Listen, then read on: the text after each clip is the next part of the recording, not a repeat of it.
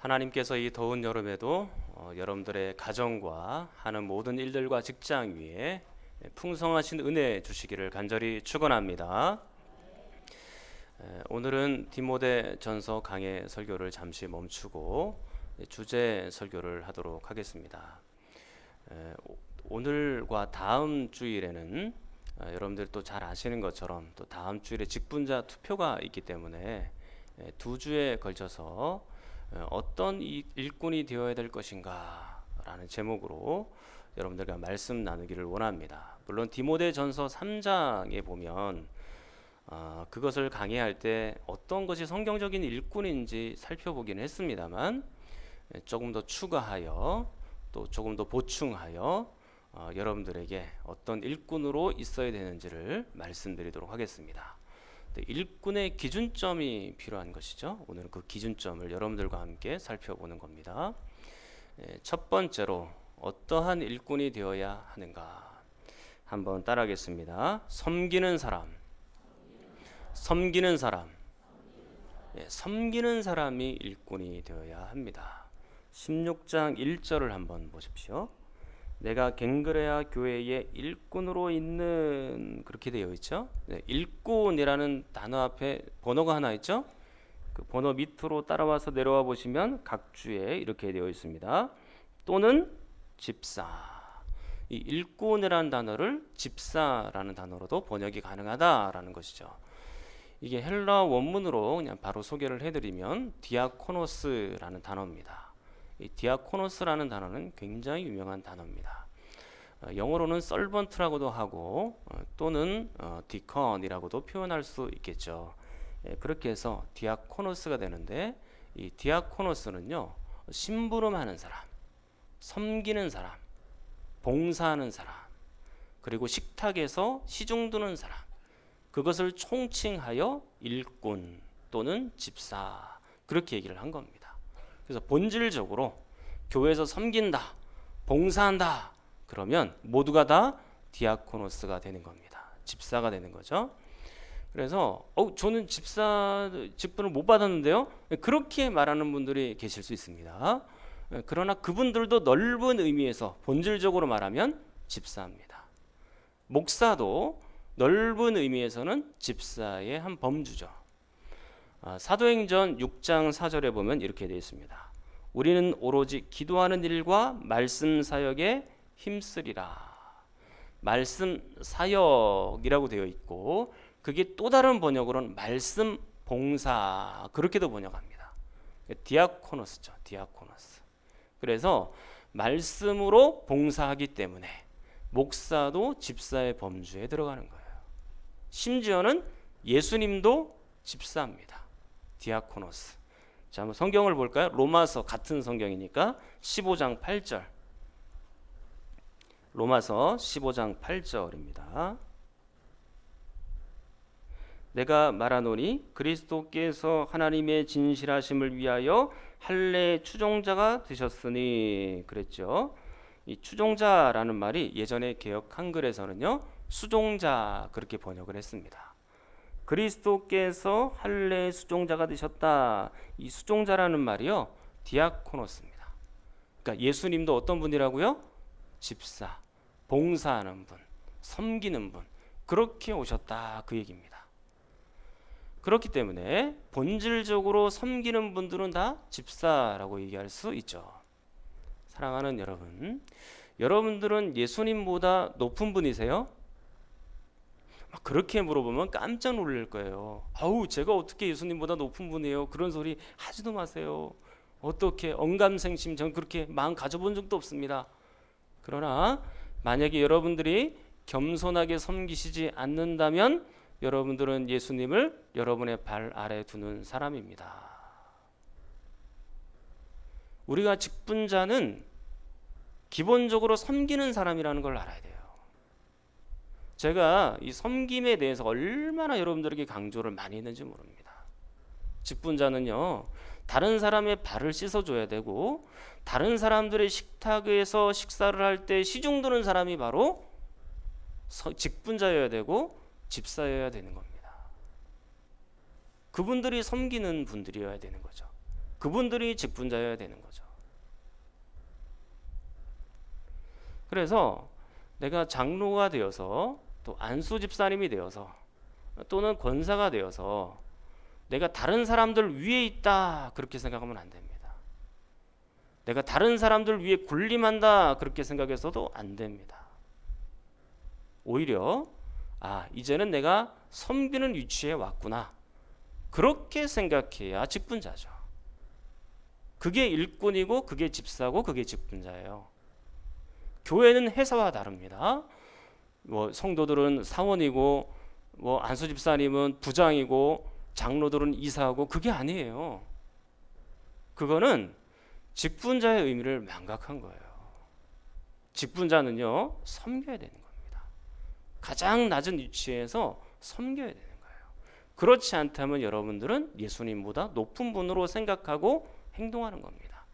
말은 내가 예수님보다 낫지요 그렇게 얘기를 해도 여러분의 삶이 섬기거나 또는 다른 사람들 위에 있다라고 생각을 한다면 그 생각은 바르지 못한 생각이죠. 자, 그리고 두 번째, 직분자는 어떤 사람이어야 합니까? 한번 따라하겠습니다. 목회를 돕는 사람. 다시 한번요. 목회를 돕는 사람. 그분이 직분자예요. 그분이. 목회를 동력하고 돕는 분이 직분자입니다. 성경을 한번 보십시오. 자, 16장 1절로 다시 돌아옵니다. 자, 16장 1절 여러분이 한번 읽겠습니다. 시작.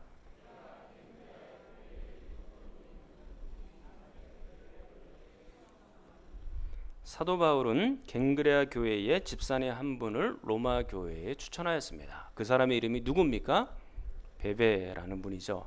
이 베베라는 분이 그렇게 성경에서 유명한 분은 아니잖아요. 여기에 딱 한 번 나옵니다. 베베라는 사람 이름 들어보셨습니까? 오늘 처음 들어본 분들이 아마 부지기 쓸 거예요. 그런데 사도 바울이 이 베베를 추천하였습니다.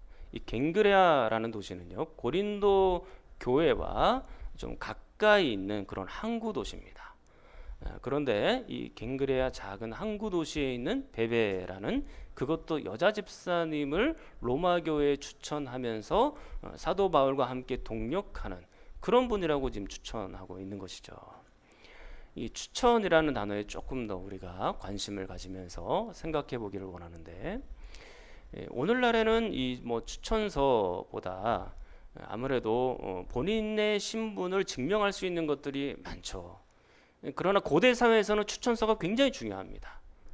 본인의 신분을 증명하기에 추천서만큼 좋은 건 없거든요. 예를 들어서 사도 바울의 추천서를 받아서 가면 이분은 신뢰할 만한 분이구나 그렇게 생각이 되겠죠.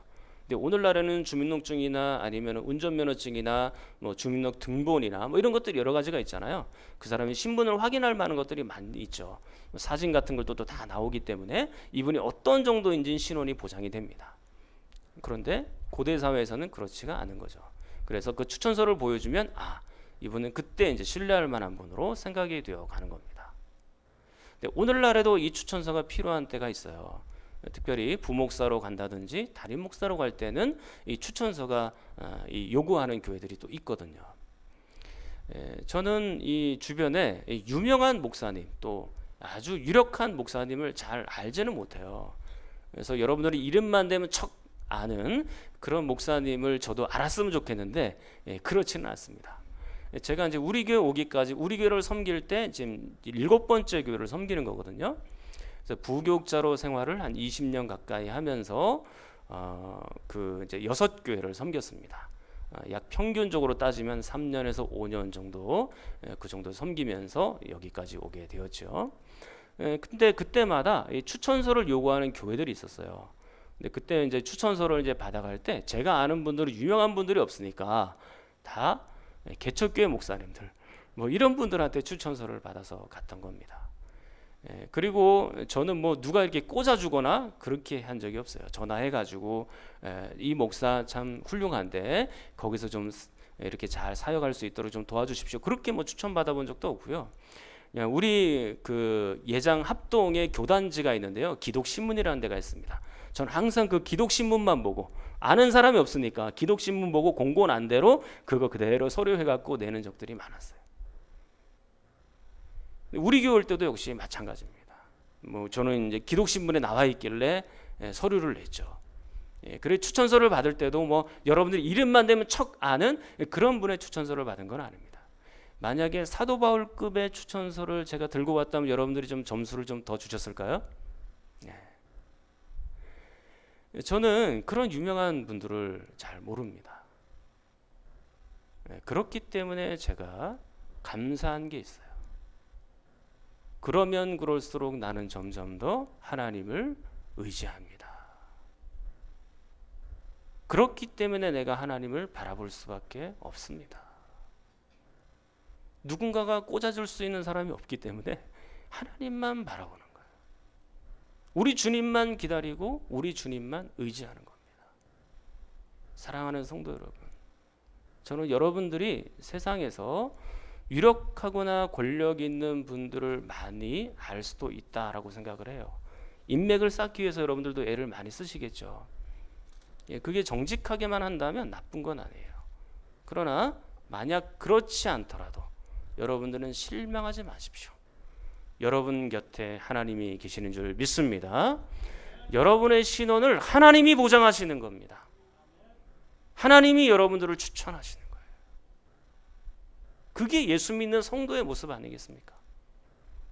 세상에서는 유명한 자 같지도 않고 무명하고 가난하고 아무것도 없는 자 같지만 하나님이 함께 가심으로 하나님 앞에서는 유명한 자가 되고 부자가 되고 그런 거예요. 그래서 지금 이 사도 바울은요, 베베라는 사람을 이렇게 로마 교회에 추천하고 있잖아요. 아주 유력한 부분의 그 추천을 받은 겁니다. 자, 그런 것처럼 이제 오늘날 교회에서 투표할 때도 그 후보를 추천하는 경우들이 있죠. 지금처럼 이제 그렇게 하는 겁니다. 우리가 장로 후보로 몇 명을, 또 안수집사 후보로 몇 명을, 권사님 후보로 몇 명을 일정 수의 분들을 추천을 했죠. 그래 이제 바로 이제 성경에 나온 대로 그렇게 추천을 한번 한 겁니다. 이게 헌법에도 나와 있어요. 이 헌법 정치 제 13장 제 1조 선거 방법에 보면 이렇게 되어 있습니다. 시리장로와 집사는 각 지교회가 공동의회 규칙에 의하여 선거하되 투표 3분의 2 이상의 찬성을 요한다. 단 당회가 후보를 추천할 수 있다. 그렇죠? 당회가 후보를 추천할 수 있다. 그렇게 되어 있죠. 그러니까 교회의 교인들이 많고 그리고 새가족들이 많아지면 누가 누군지 정확하게 잘 모르잖아요. 비교적 당회에서는 그분들이 어떤 분들인지를 잘 알고 있습니다. 그렇기 때문에 좋은 분들 또 일할 만한 분들을 추천하여 여러분들이 투표하도록 그렇게 하는 것이죠. 자, 그렇다면 바울이 추천한 베베는 어떤 사람인가요? 그게 중요하겠죠. 이제부터 중요합니다. 자, 2절 말씀을 한번 보겠습니다. 2절입니다. 자, 한번 읽겠습니다. 시작.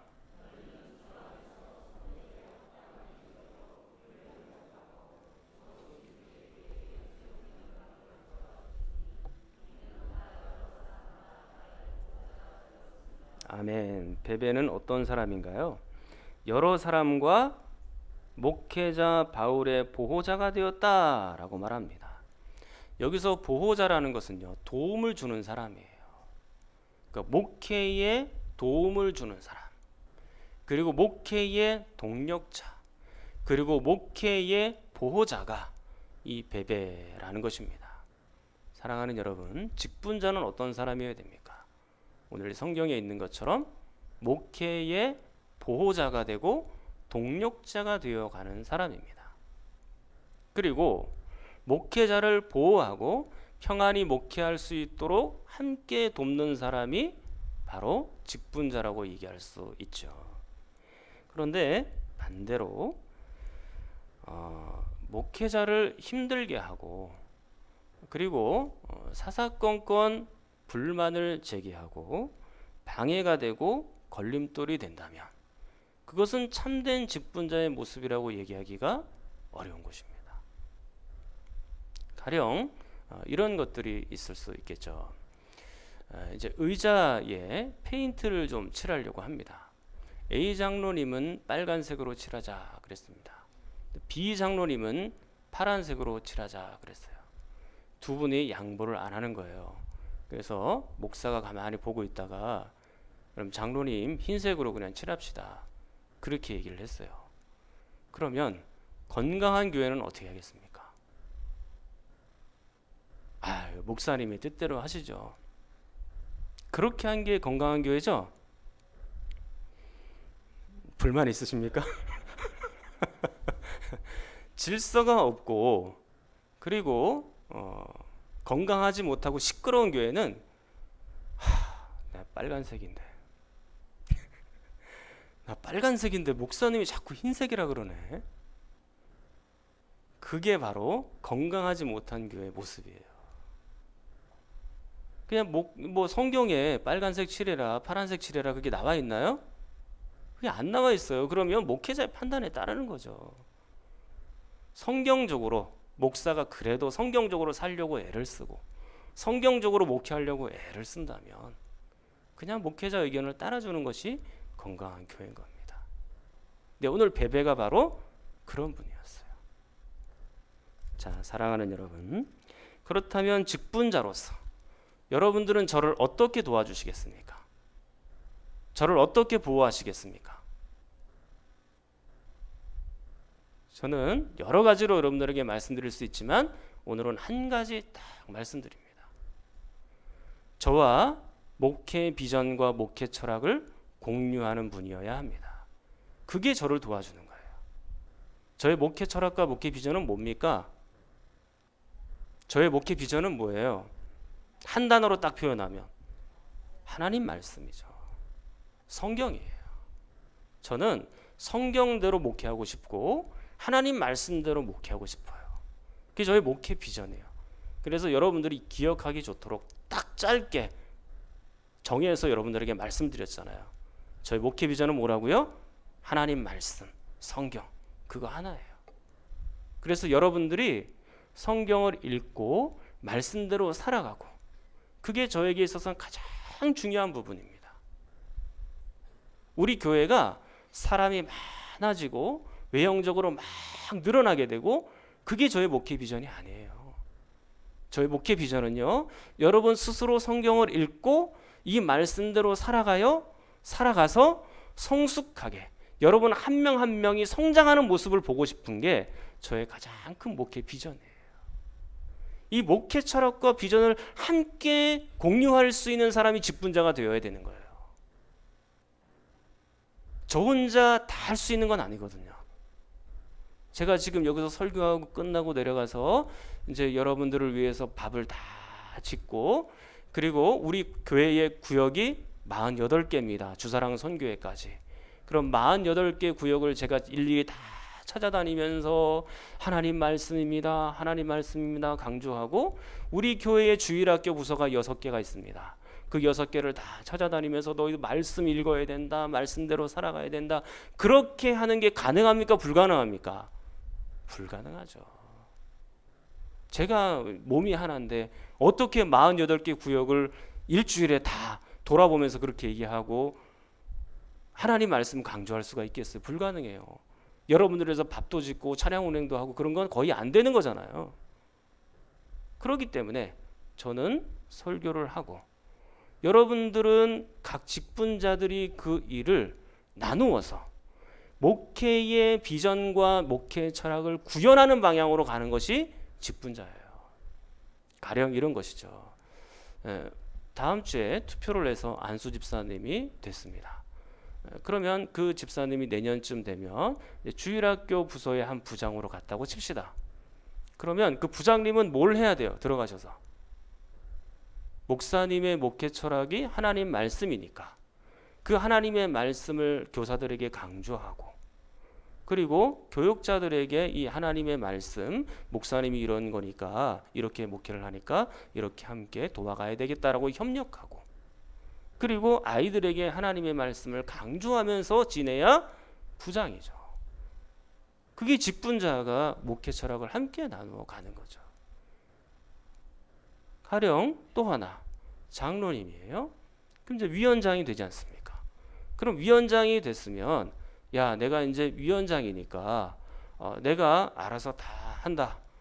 그런 생각을 가지면 안 되고, 목사님의 목회 철학이 하나님 말씀대로 이게 비전이니까 내가 하나님 말씀대로 겸손하게 성도들을 섬겨가고 이 하나님의 말씀을 이 위원들과 함께 나누면서 일해야 되겠다. 그렇게 생각해야 바른 위원장, 장로님의 모습이죠. 만약에 여러분들이 목회 철학과 동의하지 않고 그리고 내 마음대로 해야 되겠다라는 생각이 든다면 여러분들은 나중에 신학을 하셔서 목회를 하시면 돼요. 그분은. 근데 제가 우리 만수중앙교회 당회장으로 있고 또 담임 목사가 되어 있고 그리고 제가 성경에서 영 벗어나는 이야기를 한다든지 그런 삶을 산다든지 하면 다르겠지만 제가 성경적으로 목회를 계속해서 하고 있는 이상은 저의 목회 철학에 동의하면서 가는 분들이 바로 직분자다라는 것입니다. 거기에 동의 못하면 여러분들이 나중에 목회하시면 돼요. 그러니까 여러분들이 투표할 때 어떤 분에게 투표를 해야 된다고요? 목회 철학을 함께 공유할 수 있는 분, 그런 분에게 투표를 해야 되는 거예요. 저희 목회 비전과 목회 철학이 영 엉뚱한 건 아니잖아요. 자, 그리고 세 번째, 어떤 일꾼이어야 합니까? 한번 따라하겠습니다. 성숙한 분. 성숙한 분. 특별히 신앙과 인격에 있어서 두 개 다 성숙해야 됩니다. 하나만 아니에요. 두 개 다 성숙해야 돼요. 신앙과 인격 둘 다 성숙한 분이어야 합니다. 오늘 베베가 아마 그런 사람이었을 것 같고요. 그리고 디모데전서 1장 19절을 한번 볼게요. 디모데전서 1장 19절. 자, 디모데전서는 뭐 몇 년 동안 많이 찾았으니까 금방 찾을 수 있겠죠? 338쪽. 디모데전서 1장 19절입니다. 디모데전서 1장 19절. 거기에 보면 이렇게 되어 있죠. 믿음과 착한 양심을 가지라 그랬습니다. 이 믿음은 신앙의 영역이고요. 착한 양심은 인격적인 영역입니다. 그러니까 윤리적인 영역이죠. 그래서 사도 바울은 신앙과 윤리적인 부분 두 가지를 다 갖도록 우리에게 말을 한 겁니다. 어떤 분들은 믿음만 강조하는 분들이 계십니다. 그러나 신앙과 함께 인격도 같이 강조가 되어야 되는 거예요. 그래서 어떤 분들은 이제 말씀을 50번을 읽었대, 기도를 몇 시간씩 한대, 봉사를 얼마나 열심히 하는지 몰라. 이게 믿음의 영역이긴 하죠. 그렇게 하는 거 잘한 것입니다. 그러나 여러분의 인격은 어떠십니까? 여러분의 성품은 어떠십니까? 혹시 다른 사람들의 마음을 아프게 하면서 봉사하고 있지는 않습니까? 다른 사람들에게 상처 주는 말들을 많이 하면서 그렇게 일하고 있는 것은 아닙니까? 다른 사람들을 불편하게 하고 힘들게 하면서 봉사하고 있지는 않습니까? 다른 사람들의 봉사 의지를 저하시키면서 내 이름이 드러나는 곳에서만 열심히 일하는 것은 아닙니까? 여러분들의 인격이 중요한 거예요. 인격이. 성경 50번 100번 읽으면 뭐예요? 말씀대로 안 사는데. 기도 2시간 3시간씩 하면 뭐합니까? 하나님의 뜻도 발견하지 못하고 하나님의 뜻대로 살지도 않는데요. 사랑하는 여러분, 제가 여러분들에게 성경 읽지 마라, 기도하지 마라, 그거 말하는 겁니까? 그게 아니죠. 그거는 기본이에요. 성경 읽고 기도하는 것은 직분자의 가장 기본입니다. 제가 이걸 얼마나 많이 강조합니까? 말씀과 기도를. 그거는 기본이고 그 위에 인격을 얹어야 되는 거예요. 신앙의 인격이 필요한 거예요. 사랑하는 여러분, 믿음이 있는데 인격이 안 바뀔 리가 없습니다. 그 마음 안에 예수님이 계신데 예수님의 능력이 여러분의 인격을 못 바꿀 리가 없습니다. 우리가 왜 여전히 믿음대로 살지 못하고 인격적으로 살지 못하고 여전히 악한 생각과 악한 말과 악한 행동을 하면서 살아갑니까? 여러분들에게 한번 되묻겠습니다. 여러분들 안에 진짜 믿음이 있습니까? 여러분들 안에 진짜 예수님이 계십니까? 예수님이 계시고 하나님이 계신데 안 바뀔 리가 없죠. 신앙과 인격을 두루 다 갖춘 사람이 직분자가 돼야 돼요. 여러분들은 그런 분들을 가만히 평상시에 보고 계시다가 그런 분들을 투표해야 되는 겁니다. 오늘은 여러분들에게 세 가지를 말씀드렸습니다. 첫 번째, 일꾼은 어떤 사람이 되어야 된다고요? 네, 그렇습니다. 섬기는 사람이 되어야 합니다. 두 번째, 일꾼은 어떤 사람이 되어야 합니까? 목회를 돕는 사람, 보호하는 사람이 되어야 돼요. 목회 철학을 함께 공유하는 사람이어야 되는 것이죠. 그리고 세 번째로 일꾼은 어떤 사람이 되어야 됩니까? 성숙한 사람, 특별히 신앙과 인격 둘 다 성숙한 사람이 직분자가 되어야 된다라는 겁니다. 어떤 사람을 보면요, 일을 이렇게 맡겨보면 안심이 되는 사람이 있어요. 근데 일을 맡기면 불안한 사람이 있어요. 여러분들은 어떤 분입니까? 하나님 보실 때 일을 맡기면 안심이 되겠다 그런 축에 드시나요? 아니면 하나님이 나를 보시면서 불안불안하다 그런 생각이 드십니까? 저는 오늘 이 말씀 이 세 가지를 마음속에 새기면서 다음 주에 두 번째로 여러분들과 함께 어떤 일꾼이어야 하는지 그렇게 또 만나도록 하겠습니다.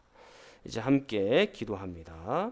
통성으로 기도할 터인데, 하나님, 모든 직분자는 섬기고 봉사하는 자입니다. 제대로 봉사할 수 있도록 우리에게 신앙과 인격을 다 주시고 성숙한 사람들이 되기를 원합니다. 목회를 잘 돕는 좋은 동력자가 되어서 하나님의 뜻을 이루고 하나님의 말씀을 이루는 직분자들이 되게 하여 주시옵소서. 우리 성경 전원인 근래에 요추천자 후유증으로 항암제를 투여받고 계십니다. 잘 이겨내시도록, 또 그리고 환우들을 위해서도 함께 기도합니다.